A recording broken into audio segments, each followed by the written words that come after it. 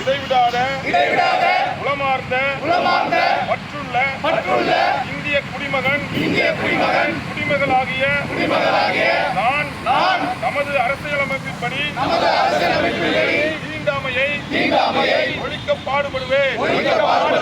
தீண்டாமையை அடிப்படையாக கொண்டு எவர் மீதும் தெரிந்தோ தெரியாமலோ சமூக வேற்றுமையை மனம் வாக்கு செயல் என்ற எந்த வகையிலும் கடைபிடிக்க மாட்டேன் என்று உளமாற உறுதியளிக்கிறேன்.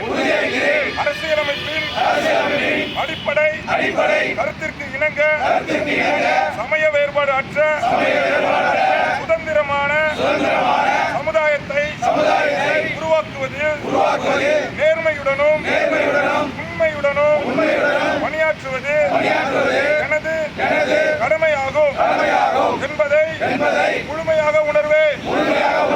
இந்திய அரசியலமைப்பின்பால் எனக்குள்ள முழு பற்றிற்கு இது என்றென்றும் எடுத்துக்காட்டாக விளங்கும் என்று உளமாற உறுதியளிக்கிறேன்.